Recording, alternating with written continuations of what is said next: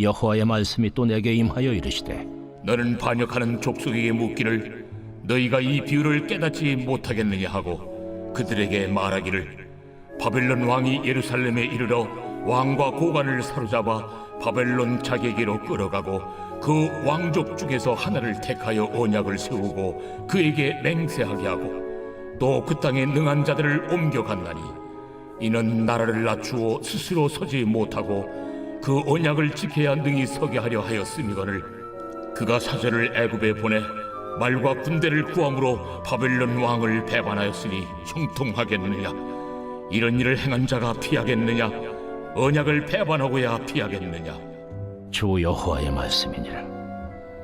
내가 나의 삶을 두고 맹세하노니 바벨론 왕이 그를 왕으로 세웠거늘 그가 맹세를 저버리고 언약을 배반하였은즉 그 왕이 거주하는 곳 바벨론에서 왕과 함께 있다가 죽을 것이라. 대적이 토성을 쌓고 사다리를 세우고 많은 사람을 멸절하려 할 때에 바로가 그 큰 군대와 많은 무리로도 그 전쟁에 그를 도와주지 못하리라.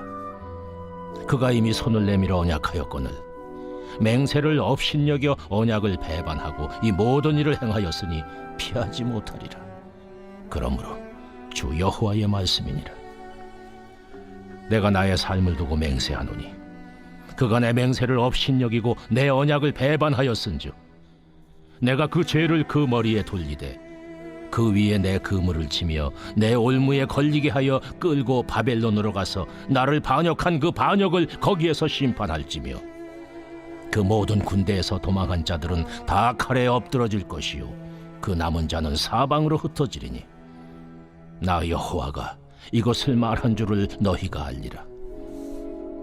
주 여호와께서 이같이 말씀하시되, 내가 백향목 꼭대기에서 높은 가지를 꺾어다가 심으리라. 내가 그 높은 세 가지 끝에서 연한 가지를 꺾어 높고 우뚝 솟은 산에 심되 이스라엘 높은 산에 심으리니 그 가지가 무성하고 열매를 맺어서 아름다운 백향목이 될 것이요 각종 새가 그 아래에 깃들이며 그 가지 그늘에 살리라. 들의 모든 나무가 나 여호와는 높은 나무를 낮추고 낮은 나무를 높이며 푸른 나무를 말리고 마른 나무를 무성하게 하는 줄 알리라. 나 여호와는 말하고 이루느니라 하라. 2022년 10월 12일 새벽, 하나님의 말씀은 에스겔 17장 11절부터 24절입니다. 오늘 본문의 말씀은 예수님의 비유가 종종 그랬던 것처럼 앞달락인 17장 1절부터 10절의 비유에 대한 해설이고 또 예언된 재난에 대한 소망과 약속의 말씀을 하고 있습니다. 비유에 대한 해설은 바벨론 왕이 예루살렘 왕과 고위직 관리들을 바벨론으로 끌고 간 것, 또 왕족 중 한 명, 그러니까 시드기야와 계약을 체결하고 사람들을 포로로 잡아간 것과 바벨론 왕에 대한 맹세를 저버리고 애굽에게 군사적 원조를 요청하고 배반한 행위에 대한 하나님의 질타입니다. 13절에서 능한 자를 옮긴다고 말하고 있는데 이 말은 기술자들, 대장장이들, 건축가들, 용사들을 포로로 잡아갈 것을 암시합니다.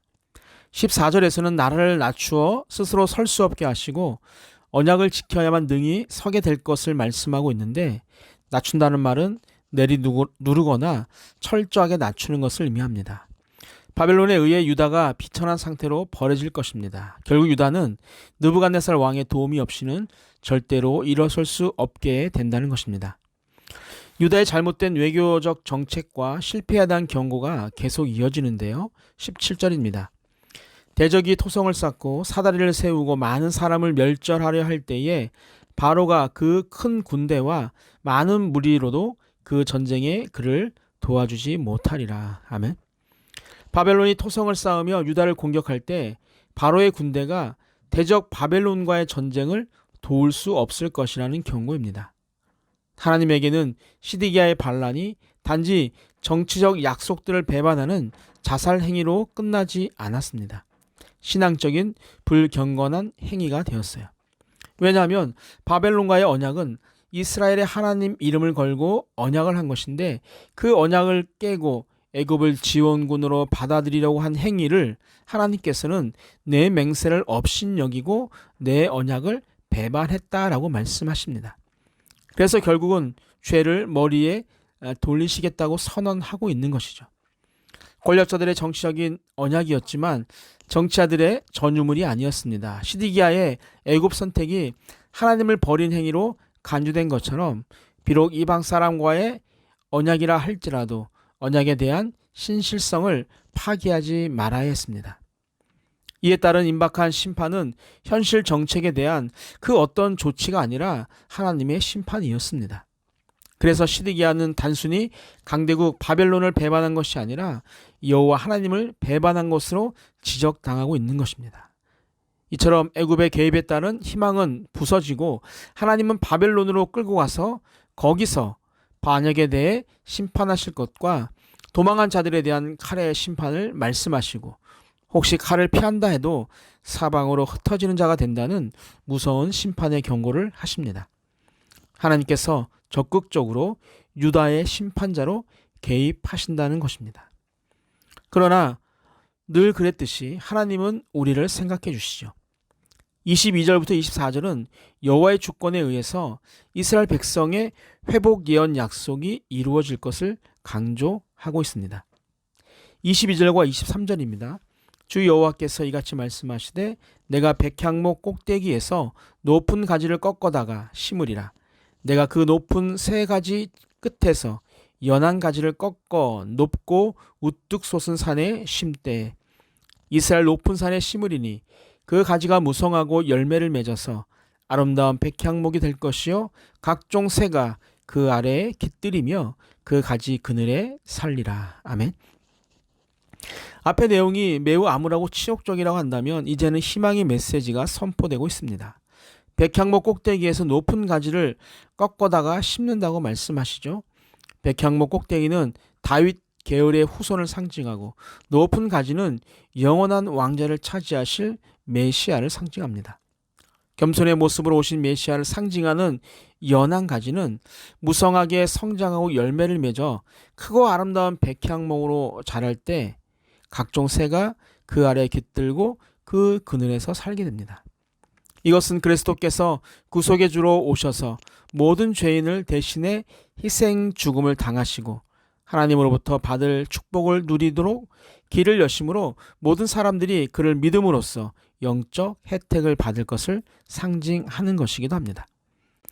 그리스도는 세상 만민에게 여호와는 높은 자를 낮추시고 낮은 자를 높이시는 하나님이신 것을 자신의 비천한 출생과 죽음 그리고 영광스러운 부활을 통해 분명하게 알리실 것입니다. 이러한 예언은 시드기야가 비록 애굽을 통해 복을 얻고 도움을 얻으려고 했지만 진정한 복은 하나님께서 친히 제시하시는 통로를 통해 온다는 사실을 교훈하기 위함입니다. 마지막 24절입니다. 들의 모든 나무가 나 여호와는 높은 나무를 낮추고 낮은 나무를 높이며 푸른 나무를 말리고 마른 나무를 무성하게 하는 줄 알리라. 나 여호와는 말하고 이루느니라 하라. 아멘. 들의 모든 나무는 세상의 모든 나라들, 모든 민족들을 의미합니다. 세상의 모든 나라들이 여호와께서 높은 자를 낮추시고 낮은 자를 높이시는 진정한 주권자이심을 분명히 보고 알게 될 것임을 예언하는 것입니다. 세상의 통치자들과는 다르게 하나님은 스스로 높이는 교만한 자를 지극히 낮은 자리, 심지어 음부의 자리에까지 낮추시는 반면에 스스로의 비천함을 인정하고 여호와 앞에서 자신을 철저히 낮추는 겸손한 자를 영예롭게 높이시는 분입니다. 그래서 하나님은 나 여호와는 말하고 이룬다라고 말씀을 하는 것이죠. 입으로 선포하신 말씀은 반드시 그대로 이루신다는 것입니다. 우리는 성경을 통해 말씀하신 하나님의 언약들이 다 이루어진 것을 알 수 있습니다. 사랑하는 성도 여러분, 하나님이 말씀하신 것, 그 모든 것은 이루어집니다. 그 말씀하신 것을 알기 위해 우리는 오늘도 특별 계시로 주신 성경 말씀을 묵상하고 있습니다. 말씀을 우리에게 주신 이유는 우리가 다른 것을 의지하는 자가 아닌 하나님을 전적으로 의지하는 자가 되길 원하시기 때문입니다. 내가 말한 것은 이것이니 그 말대로 반드시 이루어지는 것을 기록해 보여주니 조금도 의심하지 말고 나를 의지하라는 하나님의 말씀입니다. 사랑하는 성도 여러분, 무엇을 의지하고 무엇이 참이라 믿으시겠습니까? 다른 것이 아닌 성경 말씀이 참이라고 믿고 그 말씀의 주인 되신 하나님을 의지하는 자들이 되시기를 주님의 이름으로 기도합니다. 아멘. 모든 것의 주인이 되시는 전능하신 하나님 아버지, 지금까지 다른 것을 주인으로 삼고 다른 것을 의지하며 살 때가 참 많았습니다.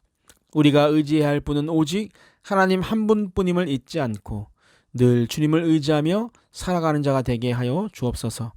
어떠한 상황 속에서도 주님은 항상 나와 함께 하시고 주신 말씀을 통해 어려운 상황을 이겨나가길 원하신다는 것을 기억하고 힘들고 어려울 때 서로를 위해 기도하는 공동체가 되게 하시고 부족하지만 세운 목회자와 함께 하나님이 기뻐하시는 일에 날마다 동참하는 자들이 되게 하여 주옵소서.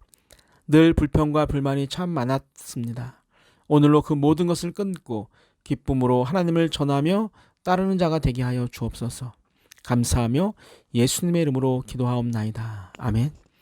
우리 함께 기도합니다. 첫 번째, 내가 사람의 본분을 행하되 하나님이 완성하신다는 것을 깨닫게 하옵소서. 두 번째, 내가 의지해야 할 것은 오직 하나님 한 분뿐임을 알게 하여 주옵소서. 마지막, 교만한 자를 낮추시고 겸손한 자를 들어 높이시는 분임을 기억하고 주 안에서 겸손한 자가 되게 하여 주옵소서. 우리 함께 기도하시겠습니다.